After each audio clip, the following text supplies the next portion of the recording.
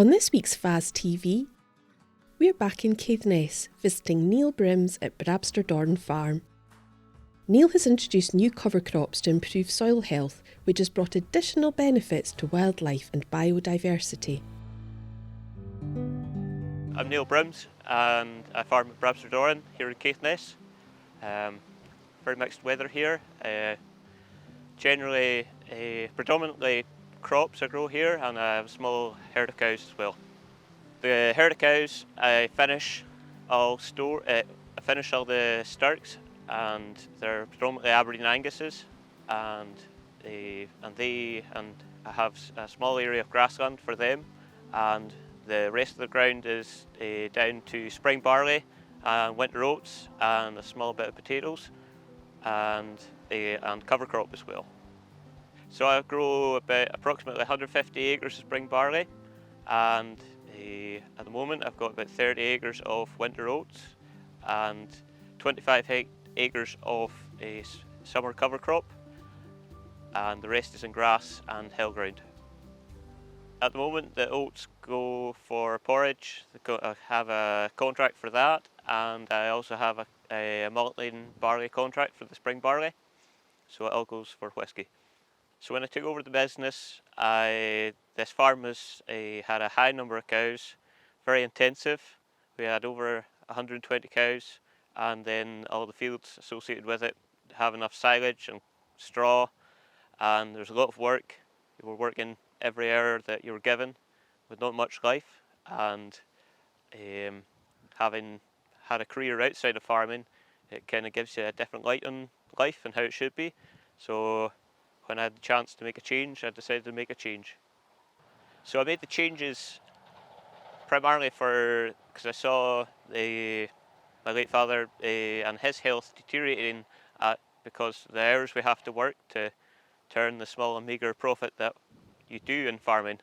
And so I'm trying to incorporate the kind of, I suppose, more of a lifestyle choice, and trying to make the farm work for me as opposed to me working the farm.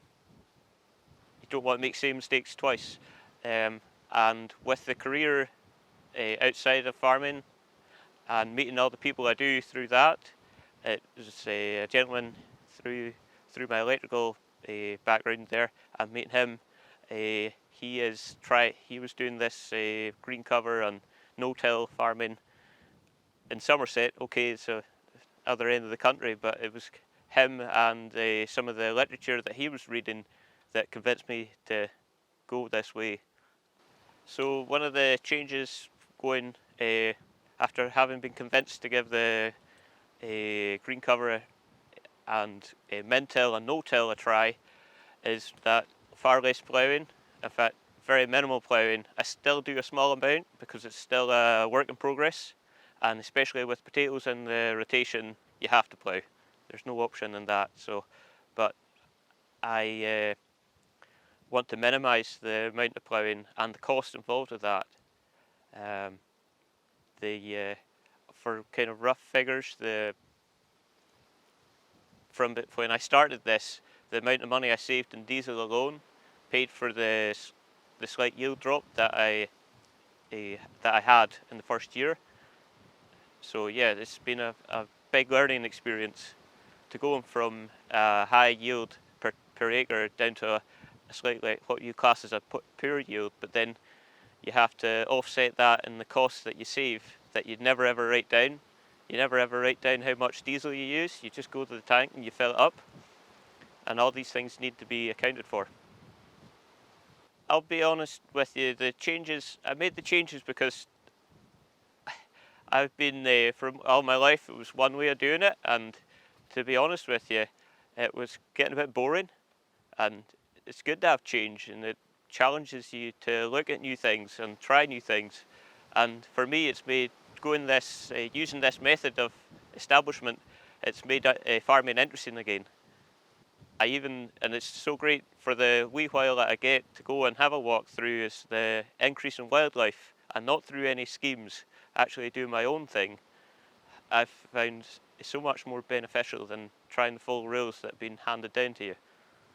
My neighbours tell me when they're out walking their animals and walking their dogs on the road, it's like the wildlife here is, they've noticed the change as well. It's not just me. So the first cover crop I grew was a very simple cover crop, and it was mustard and the radish. And it grew well. The mustard did all right. It was about 4 or 5 feet high by the end of it. But it wasn't really suiting what I was looking for, and it took a lot of killing it off, because you have to kill it off either mechanically or chemically. And I'm trying to go down the mechanical route if I can. But so following that, I had a crop of winter oats, and it grew well. It grew well. However, they then set me up to try something different. I tried the Facelia, which you can see here, and this mix, and it worked really well in the second field. And then I got maybe too big for my own boots, and then changed the cover crop again, and it was a complete failure. So I learned that was a hard lesson to learn. But if you don't have failures, you never learn from anything. So this is now why I've gone back to my Facelia, and I found that when I go to drill into this, because I don't go in with a set of discs before, I go straight in with my drill in on top of this, and it's incredible to see. And driving through it when you're opening out your first bout, and this stuff, the stems, once it goes to flower and before seed, I am told that that's the perfect time to kill it off. If you could smash the stem, that kills the plant. So that means that you don't need chemical to kill it. No, I'm always open for trying new things, trying new crops. I probably annoy John when he comes in and think, I'm thinking about growing this. What do you think? And he shakes his head. But he does give excellent advice on that idea. So we always discuss things and see if it'll grow here and how best to get the best performance out of it. At the moment, as I'm still learning how to establish the cover crop post-spring crop up here, because we live so far north, it's very, very difficult to get a cover crop in and established because we're harvesting so late. And this is something I'm working on at the moment.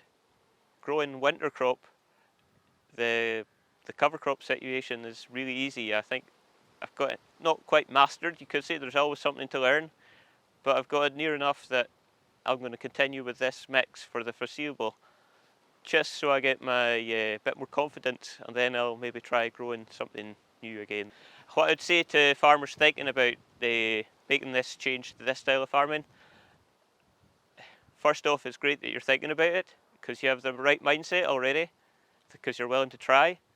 If you go into this thinking it'll never work, it will definitely not work at all, and you continue on with what you're doing. I'm not here to tell you what you should and shouldn't do, but I would say 80% of going to this style of to using this method and style of farming is your own mindset. And once you get the ability, and you should give it a try, because you can't write it off. You can't just say it won't work, because how do you know it won't work? Have you done it? Have you tried a 5-acre plot for say 5 years in a row, and a cropping rotation on that 5 acres to see if it does work? And until then, you don't really have a leg to stand on whether it work or won't work. That said, what works here is totally different than what would work even somewhere else in this county and further south. So it's very localised in how I'm trying to do things. It's trying to get a system that effectively was designed for America and hotter climates, and trying to make it work in a very mild and wet climate. My top tips for someone who's made the changes or decided to go down this route: if it's your first year, maybe don't be too disappointed if you have a yield decrease. It's just that your soils are changing and they've been used to the artificial way of ploughing and cultivation to get this seed to soil contact correct. So it'll take a few years. yeah, you're in it for a long run. Don't try it for 1 year and think, oh, this is rubbish, I'm going back to the other way, or to how you used to establish your crop. And don't listen to what other people think. A lot of people will tell you, oh, it'll never work. Well, they're probably the ones that will never try. So, and not give it a fair trial either. So, yeah, you got to stand your ground and go for it.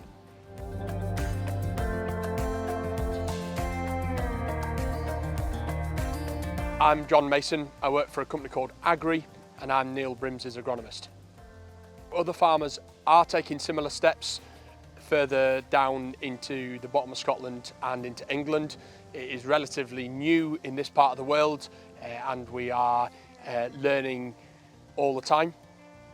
And I think people are taking a look-see and coming into it with a little bit of caution, but Neil is embracing what we are trying to achieve with this type of system. The benefits of what Neil is doing is to improve soil structure. He is also trying to improve, with a crop like this, trying to improve the beneficials on the farm, and is also trying to have that middle ground between trying to produce a monoculture crop and embracing the environment around him. What people can expect moving into this system is, firstly, they need to look at their soil structure before they move into this system to check whether their soil is adequate for that, adequate organic matter, adequate pH, adequate levels of P and K. They need to then start to think in a slightly different way, and using cover crops to help with preparing the soil for the crop is imperative. And they also have to move away from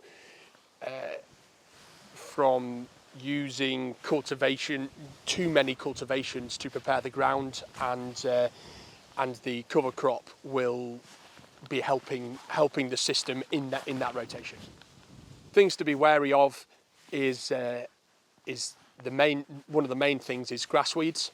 So in Scotland we obviously have brome, but in this part of the country we have annumetter grass, and this, if there isn't ground cover and the crop isn't thick enough, then we can see an ingress of annumetter grass. So we need to think about stale seed beds, and we also need to think about pre-emergence to keep that annumetter grass at bay. And then we also need to try and make sure that the crop is thick enough to be able to compete if that meadowgrass does come back. Also, reducing the amount of traffic across the field is a thing to be wary of. Try and run down the tram lines as much as possible, and then alleviate that compaction after harvest, because when you're in a zero till or min-till system, you don't have as much of an opportunity to remove that compaction. And so running your traffic down as little a channels as possible, then you can alleviate the need for removing that compaction.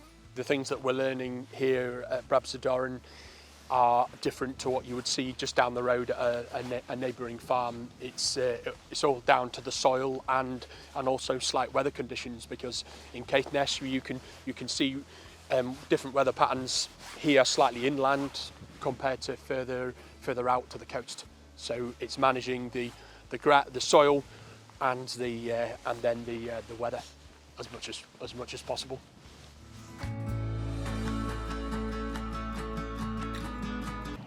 Hello, I'm Tiffany Stevenson, bringing you this week's Rural Roundup. I'm standing here on another wet day which is just par for course at the moment. We've definitely had some rocky weather over the last couple of weeks with plenty of storms hitting the country, plenty of wind, flooding. You just never know what winter's going to throw at us. But just now is definitely an opportunity to get caught up in the paperwork, get all your inside jobs done and make sure you're ready for the year ahead. I think just now is a good time to mention the Farm Management Handbook. It's a great encyclopedia of information. It covers a whole range of topics, gross margins for lots of different enterprises, as well as information on health and safety, how much space livestock need if you're building a new shed, or maybe how much fuel is required to plough a field. It's a fantastic resource, and there's also an online version that's available on the Farm Advisory Service website. There'll be a link for it in the show notes below, but it's definitely worth going and having a look and seeing what benefit it could bring to you and your farm as well. So the application window is now open for the Agri-Environment Climate Scheme 2024. So there's 3 options available this year. So the improving public access option is not available in 2024. So there's 3 available options. The first being slurry storage. So at the moment, this is not open for applications. There's going to be more information and guidance on this coming out sometime soon.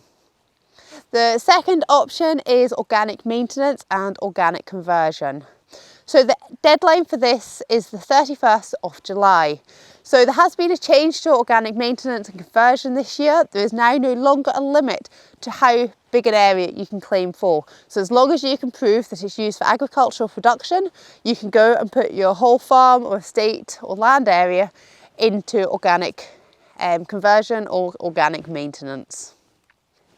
If you're looking at applying for both the organic option as well as one of the agri-environment options, the deadline for this will be the 10th of June. So you have to make sure that you're putting the application in a bit quicker if you're wanting to apply for the agri-environment options at the same time. If it's just a standalone organic option, then you've got through until the end of July. If you're looking to apply for the agri-environment options, there have been a few changes this year. So due to budgetary pressures and trying to get the most for their money, there have been a few changes. Creation of hedgerows is restricted to 1,000 metres. This is an increase from 2023 where there's a 500 metre limit, but it's a change from historic EEC schemes where there was no limit. So it's an 1,000 metre limit for hedgerow creations. There's also been a change for pond creation and restoration. There is now a limit of 2,000 metres cubed. So this is also limited to no more than 600 metre cubes per pond. So this has been another change, so it's something to definitely think about when you're putting together your application. There has been a change to the capital items which are available. So there's been some items which were not available in 2023 and are now available in 2024. So one of these options is restoring dry stone or flagstone dikes. Another of these is the heather cutting element of muirburn and heather cutting capital item. Also primary treatment of bracken and follow-up treatment of bracken. It is very much worth being aware that for the control of bracken, it is for mechanical control. There is no funding available under EECs for chemical control. So this decision has been made because the manufacturers of Azulum decided not to pursue authorisation in the UK. So we're not able to use a chemical, so this is why only mechanical control is going to be funded under EECs. There is still some options which have been suspended for the 2024 round. So this includes heather restoration, creation of species-rich grasslands, and the muirburn element of the muirburn and heather cutting capital option. Also, if you've got a designated site, it's a good idea to get in touch with NatureScot as quickly as possible so you can discuss what your application is going to look like and they can also have an input there. If you're needing to have endorsements from NatureScot as well, make sure you get those to them in a timely fashion. They're looking to have these a month before the application closes, so that gives them time to review them and give you their endorsement if they deem fit. And it also gives you time to then upload it and submit your application as well. But do make sure if you do get endorsement that it is submitted with your application. Many of you are very keen on your wildlife and on your bird watching as well, and you like seeing what you've got on your farm. So why not take part in the Big Farmland Bird Count 2024? So it's now here, it takes place from the 2nd to the 18th of February. So this is an opportunity for you to spend 30 minutes in one area of your farm or croft and count the number of birds that you're seeing and what species they are as well. So this snapshot will give an idea of what birds are out there on the farm. So it's very easy to submit what you're seeing onto the Big Farmland Bird Count website, which there'll be a link in the show notes below, so have a look. There's also lots of useful information on their website, how you go about counting the birds, as well as giving you some video guidance as well, and there will be some help on what species are which as well. So it's definitely something that you should be taking part in.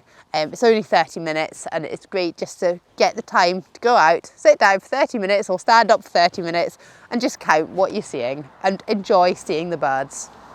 Finally, I must just plug another deadline. It's preparing for the Sustainable Farming deadline. It's just 4 weeks away. It's just around the corner. So if you did do a carbon audit, soil analysis, or any of the animal health and welfare interventions in 2023, make sure you get your claim in. Don't miss out. As the funding's there, you might as well make the most of it. The funding is continuing in 2024, so if you haven't taken advantage of it, there's still time to do it in 2024, and there'll be then plenty of time to apply before the end of February next year for any work you carry out in 2024.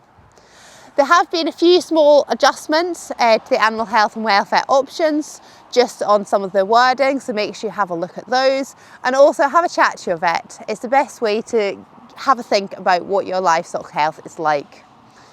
I'm standing at the moment just across from the Veterinary Investigation Centre, and they are doing a lot of work on diagnostics, so if you've got problems on your farm, it is a great service to use.